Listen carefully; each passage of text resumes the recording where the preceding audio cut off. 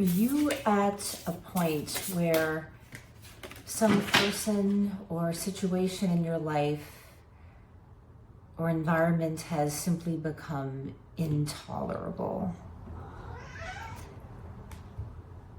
I'm recording this on the day of the Spring Equinox, and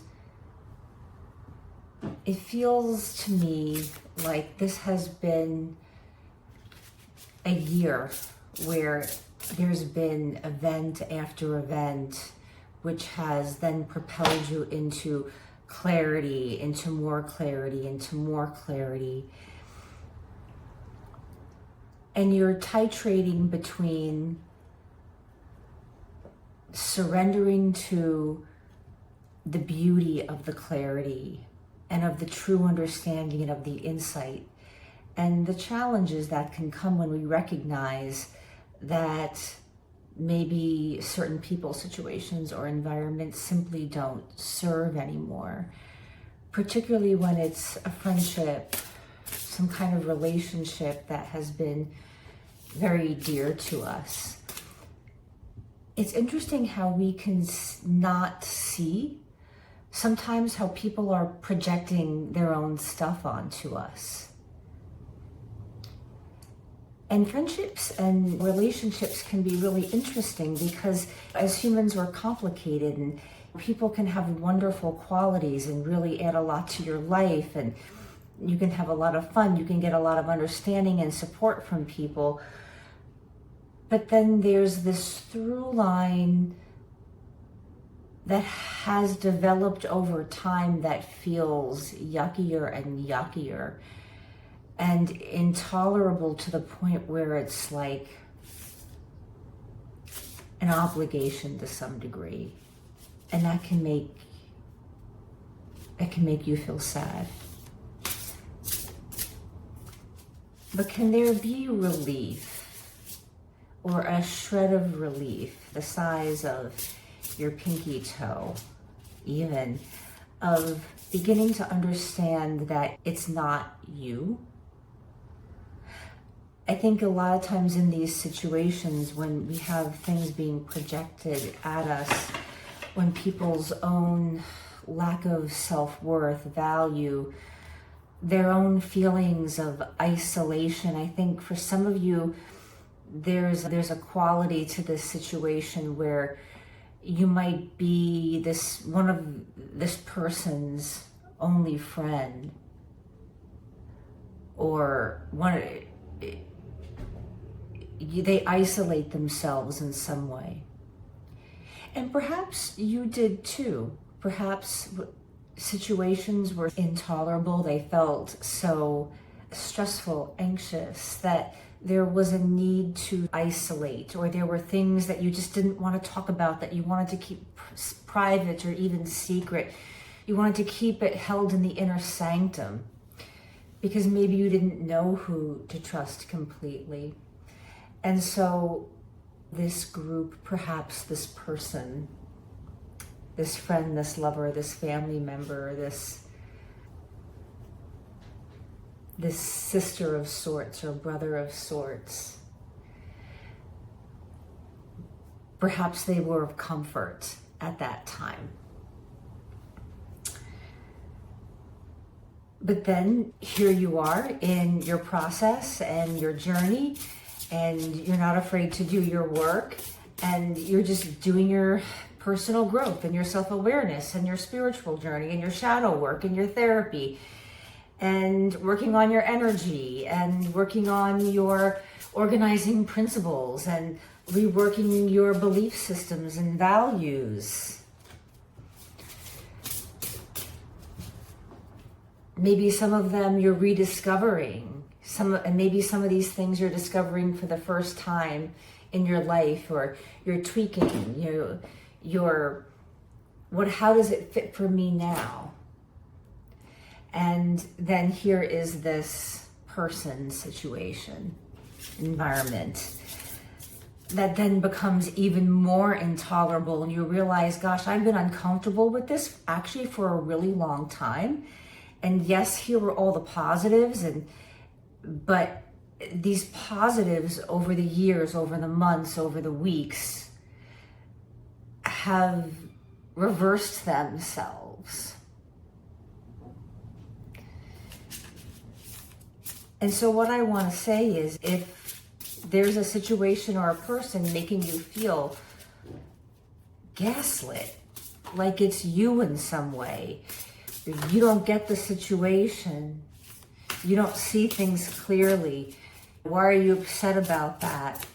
Then the questions I ask, why aren't they clear about that? Why aren't they getting upset about that? Why are they gaslighting me on this?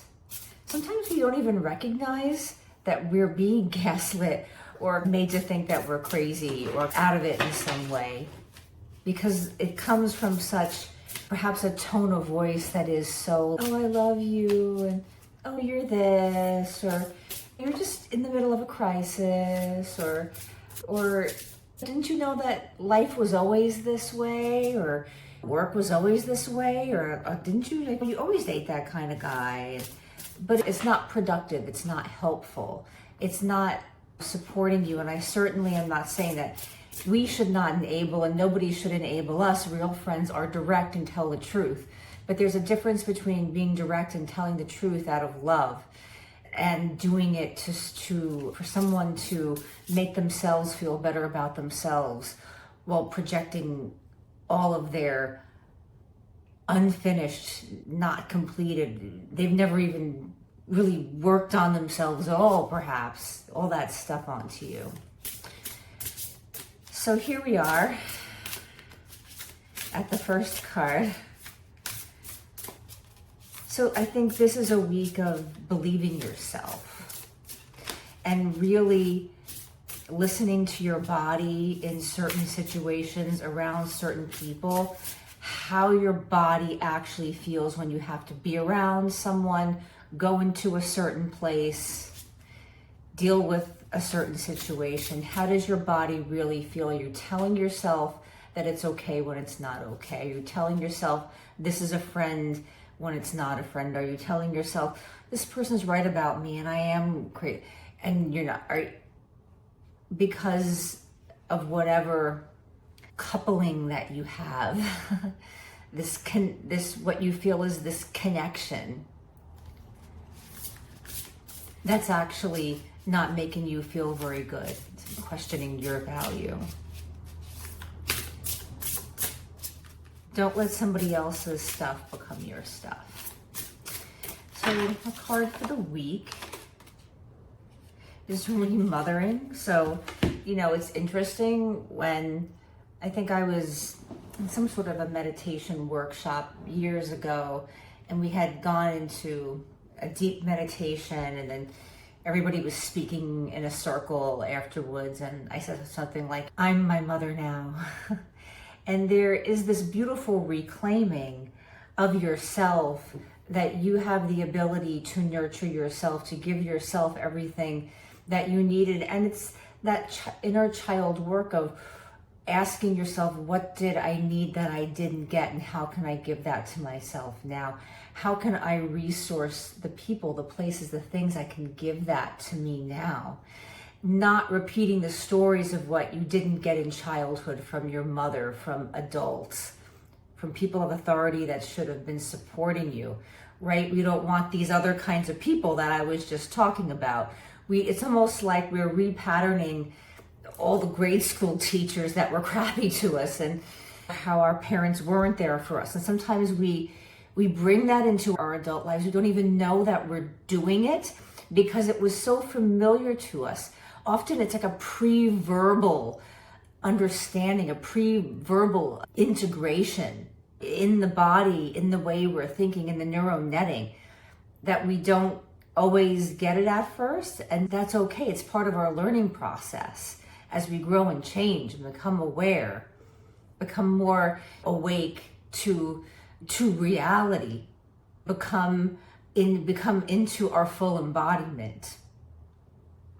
So this is a week to really be in the body. Maybe work out, take a walk, do things that make you feel embodied.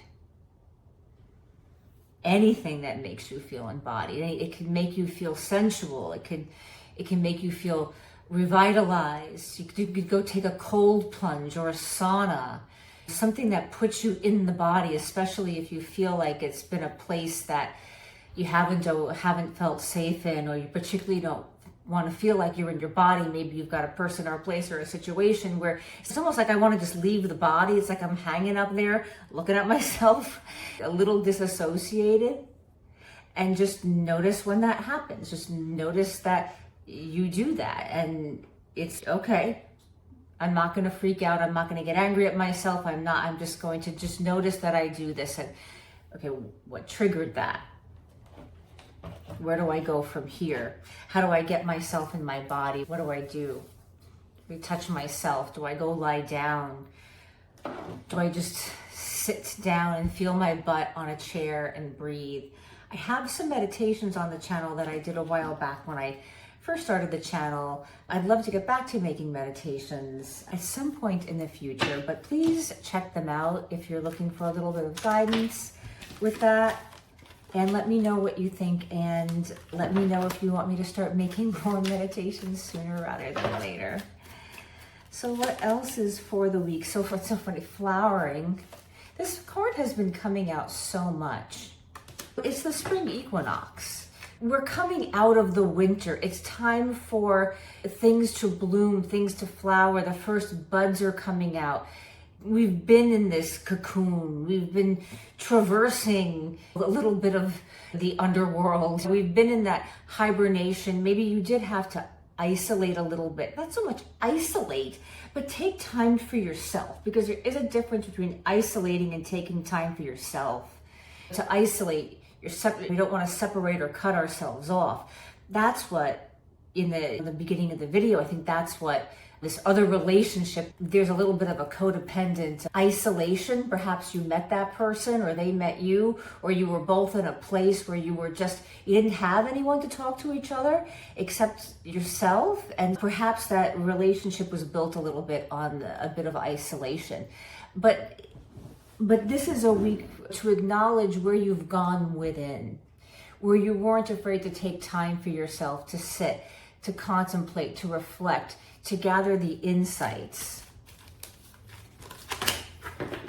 and breakthrough, because that you had the breakthrough in that place of not having clarity, of just sitting there, of asking yourself, what do I need, as opposed to blaming others around for what they're doing to us. And it's so easy to sit around blaming other people, because even if they are doing it to you, sitting around blaming or enacting some sort of retribution, a real strength often comes in a certain degree of a very strong, silent, I'm assured.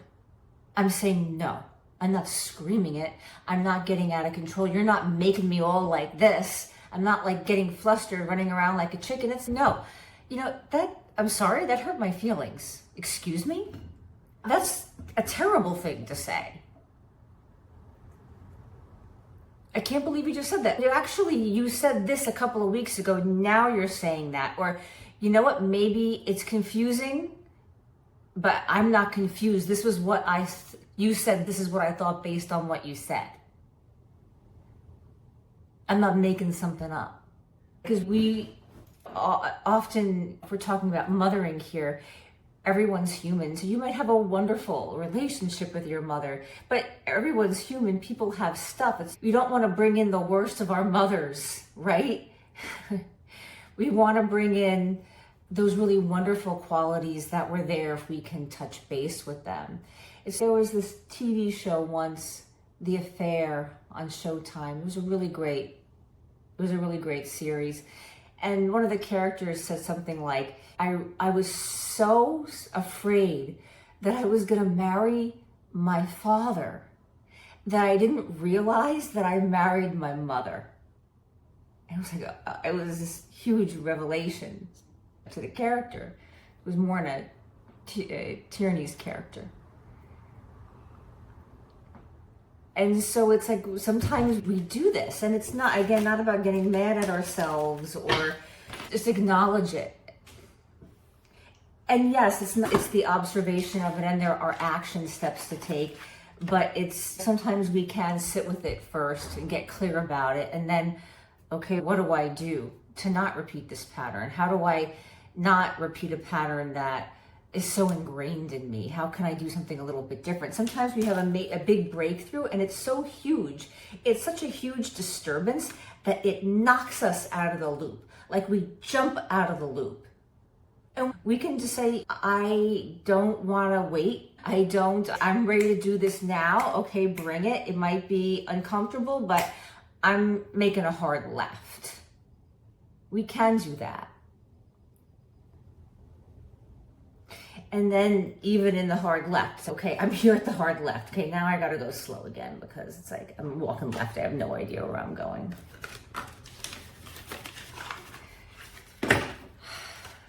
So this week is a week to turn left this is a week to recognize who have we brought into our lives and in what environments, and acknowledging what we needed at one time, what we need now. And sometimes it's not about completely cutting the environment, situation, or person, particularly person. Sometimes it's not about completely cutting them out of your life. Sometimes you just need a bit of a break. And a lot of times it's just having this new perspective on them, knowing that, oh yeah, this is how it is. And I can have this person in my life based on knowing this about what has been projected on me, or this is how they are, and how can I function in this relationship and keep my identity.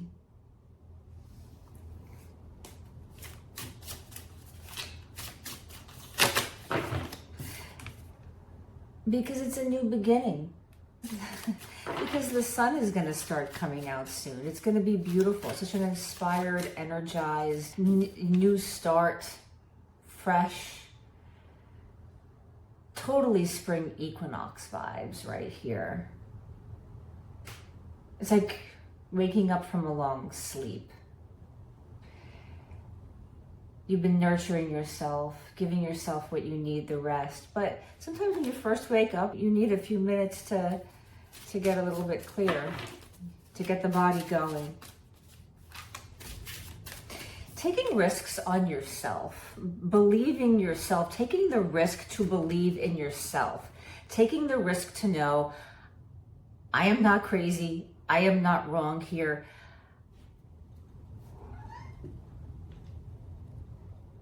Something has been put upon me. Taking a risk in your own radical, authentic self. And what that can attract. What new situations, what new people that can attract. Two of Pentacles, because you do have choice. And it is about balance. You have very specific, very tangible choices. This also feels very yin-yang to me. So it's balancing your energies of being very action-oriented, taking the steps that you need, getting the self-realization, acknowledging, that there's been a pattern here, but then doing something about it, but balancing that with the ability to receive help and support, and also to relax and to take this slow. So there will be moments that could feel more like a power punch, more like a real breakthrough, more like, I was watching the documentary Twister last night on Netflix. And one of the women who got caught up into the eye of the needle, right up there in the eye of the storm, when she was, and this is obviously extreme, most of us are not getting up to the eye of a tornado. But first of all, it was extremely calm there. She couldn't, they always talk about that calm around chaos. That you can see that in the center of any chaos, there is always a place of deep calm. But after that event, she was like, her confidence went up. She was like, I just felt, bring it. I can do anything. I survived this. And I think that it's your version of this. I just went through this. It's really, what else you got for me? It's nothing.